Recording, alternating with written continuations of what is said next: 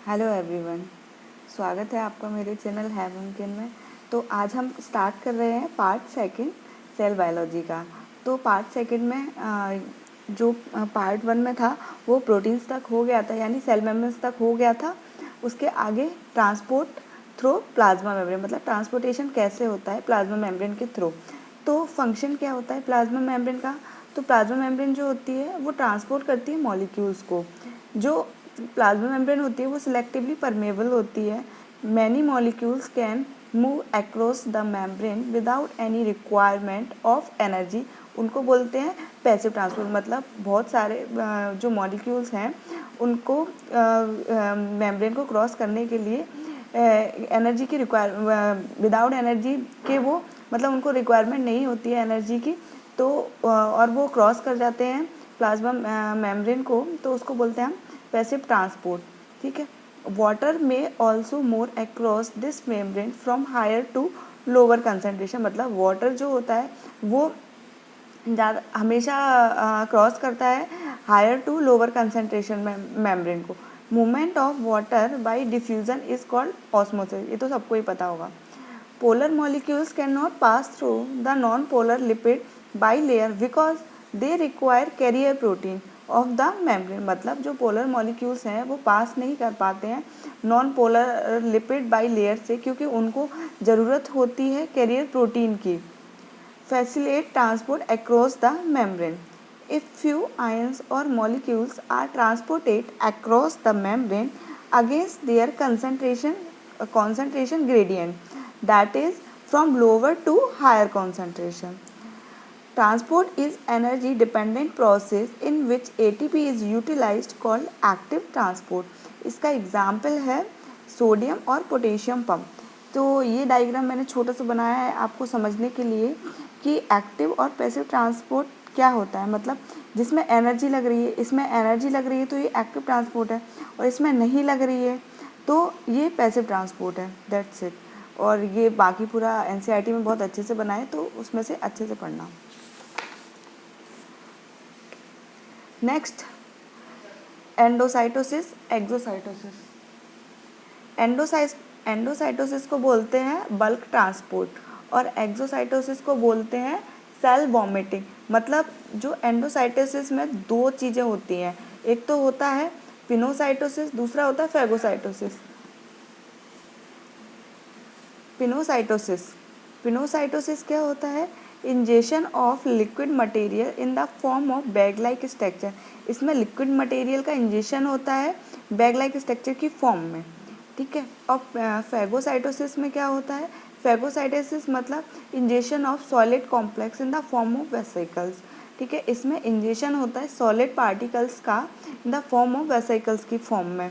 ठीक है। एक्सोसाइटोसिस क्या होता है? इसमें क्या होता है? इंजेशन होता है वेस्ट मटेरियल का from cell through plasma membrane. अब पढ़ते हैं हम सेल वॉल। सेल वॉल जो होती है क्या होती है, क्या काम करती है सेल वॉल? एक प्रोटेक्शन का काम करती है सेल का।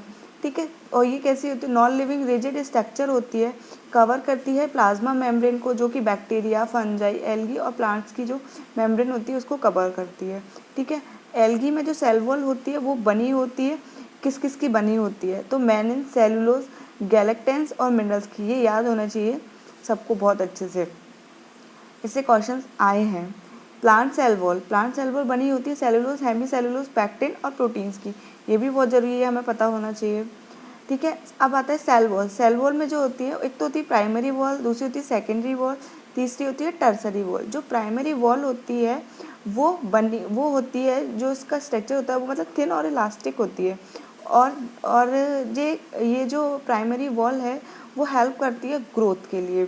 सेकेंडरी वॉल जो होती है वो रिजिड और थिक स्ट्रक्चर होती है, जो कि कंपोज होती है सेलुलोज, हेमी सेलुलोज और पैक्टिन से। ये जो होती है ये inner side of primary wall होती है। इसकी पोजीशन टर्सरी वॉल जो होती है वो कंपोज होती है सेल्यूलोज और जाइलिन से। और ये जो है टर्सरी वॉल जो होती है ओनली प्रेजेंट होती है जिम्नोस्पर्म्स में और जिम्नोस्पर्म के ट्रैचेट्स में। ये पता होना चाहिए, बहुत अच्छा है, मतलब क्वेश्चन आया है इससे। Middle lamina. अब मिडिल लेमिना क्या होता है? मिडिल लेमिना जो है वो कॉमन लेयर होती है, मतलब दो सेल्स के बीच की जो स्पेस होता है, जो कॉमन लेयर होती है, उसको बोलते हैं मिडिल लेमिना। इसमें क्या होता है, इसमें कैल्शियम बहुत ज़्यादा होता है। अब suberin, suberin also present cell wall. Suberin जो है सेल वॉल में प्रेजेंट होता है, ठीक है, ये याद करना इम्पॉर्टेंट है।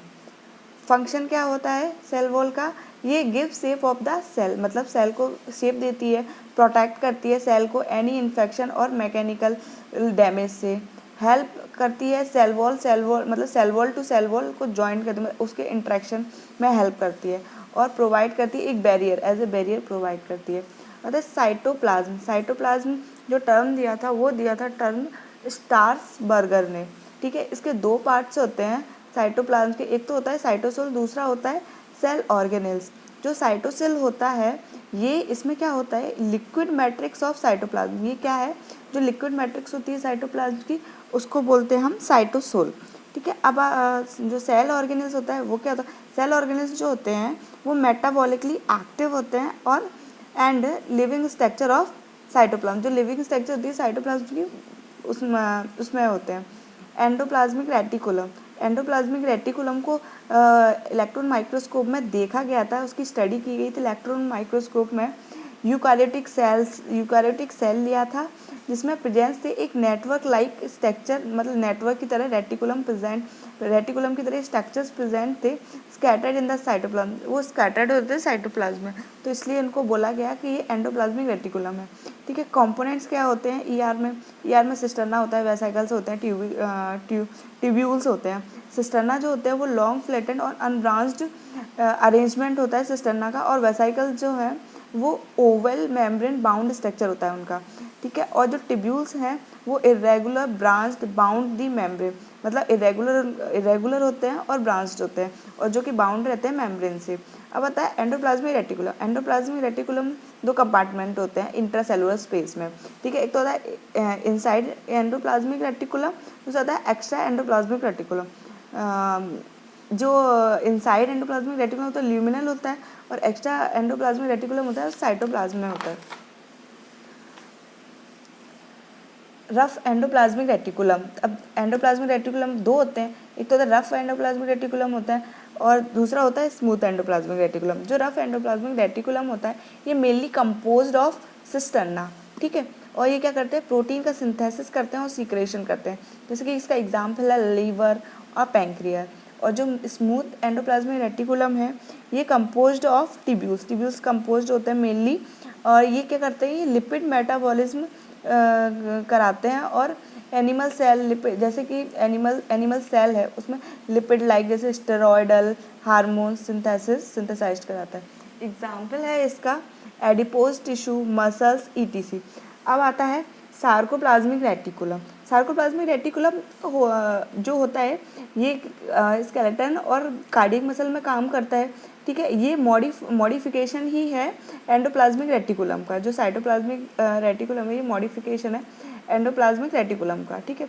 इसके ये जो होता है वही मैंने जो अभी बोला स्केलेटन और कार्डियक मसल में होता है। ये क्या करता है, इसमें क्या होता है, ये सार्कोप्लाज्मिक रेटिकुलम है स्टोर करता है कैल्शियम्स को स्टोर करता है, और एनर्जी की रिक्वायरमेंट जब होती है मसल कॉन्ट्रैक्शन के लिए उस टाइम के लिए ये स्टोर करता है, ठीक है। इसका जो फंक्शन होता है, फंक्शन क्या कराता है, ये प्रोवाइड कराता है मैकेनिकल सपोर्ट, इंट्रासेलुलर एक्सचेंज, और जो रफ एंडोप्लाज्मिक रेटिकुलम है वो provide site for the protein synthesis, lipid synthesis में क्या कराता है, कोलेस्ट्रॉल और फोस्फोलिपिड इनकी सिंथेसिस, मतलब इसमें जो लिपिड की सिंथेसिस होती है उसमें आते हैं, ठीक है। Cellular metabolism, formation of nuclear membrane, formation of lysosome, Golgi body and microtubules, और डिटॉक्सिफिकेशन कराता है जो भी हमारी बॉडी में जो भी कुछ अलग से, मतलब जैसे ड्रग्स, पॉल्यूटेंट्स एंड स्टेरॉइड्स, ऐसा उसका डिटॉक्सिफिकेशन करता है। सो आज के लिए बस इतना ही, और बाकी की जो आगे की वीडियो है वो